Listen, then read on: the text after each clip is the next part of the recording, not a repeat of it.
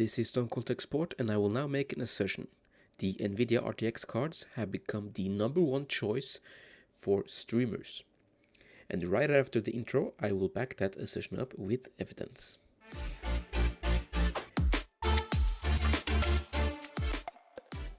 Now, there are two main reasons that the RTX cards are a no-brainer for streamers.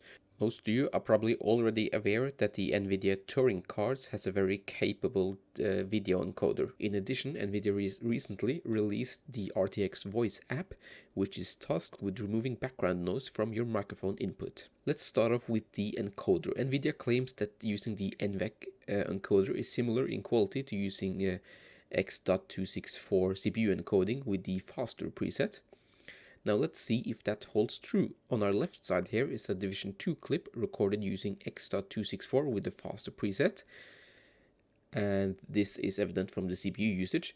On the right side is a Division 2 clip recorded using NVENC, or the Nvidia encoder on the Turing cards. Both recordings are a constant bitrate of 6 megabits per second, which I believe is the maximum you can stream to Twitch. Now let's play this clip and see which one looks better.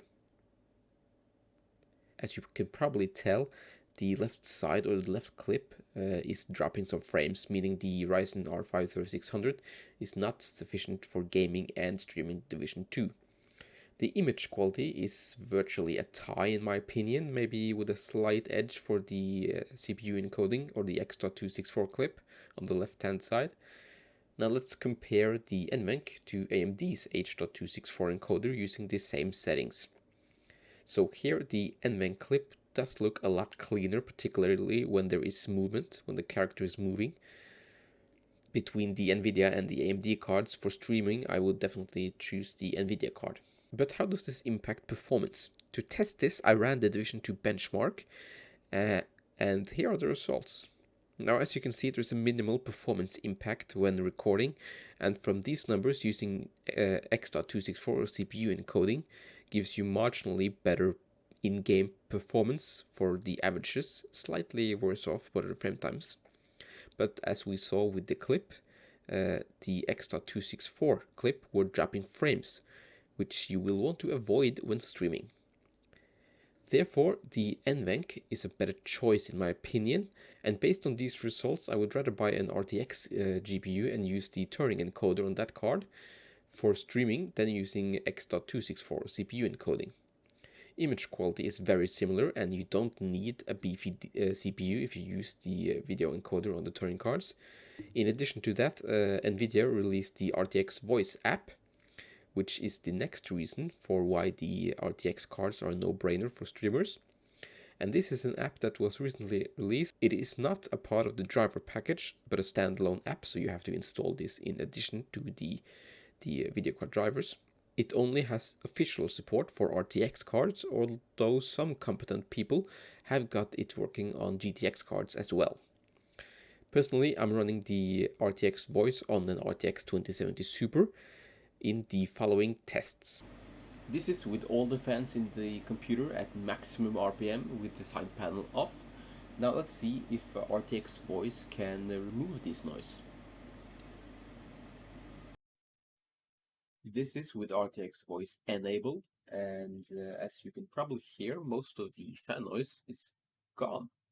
Now let's see how good it is at filtering out keyboard clicking. So first I'm just going to type wildly at my keyboard. This keyboard is a Corsair Strafe with MX silent key switches. The mic is in front of the keyboard, so it should be picking up a lot of these clicky noises or typing noises. So I don't know if you can hear, but I'm now typing in addition to the computer's fans being at maximum RPM. Let's see how good this RTX Voice is at removing these noises. Okay, now I'm disabling RTX Voice, and let's see if that makes a difference. Well, it's quite an obvious difference, isn't it? The next test, we'll see if it can filter out background music, and we start off with RTX Voice disabled. And let me just get some music going here. Okay, so now we have some music in the background. Let's see if RTX voice can filter that out. I'm very curious about how good a job it can do, because there's technically voices coming from behind me as well, and it's quite loud music. Yeah, okay, so I think it's struggling a bit perhaps, and which is understandable because the music is quite loud. Let's see if I can turn it down a bit. Okay, so now the music is turned down quite a bit, and well, I think the RTX voice feature does a pretty good job here. Let's see what happens when we disable it again. Okay, it's now disabled, and you can tell me what you think. Do you think it did a good job or not? So RTX voice does work pretty well. It still needs some work in some areas, but overall the results in these tests, both the video encoding and the RTX voice tests, I would highly recommend the RTX cards for people looking to stream. And even better news, on the, I believe, 14th of May, the RTX 3000 series will likely be announced. So that's something to look forward to. I certainly am. But that's pretty much all I have for you for this time. Thank you so much for watching, and farewell.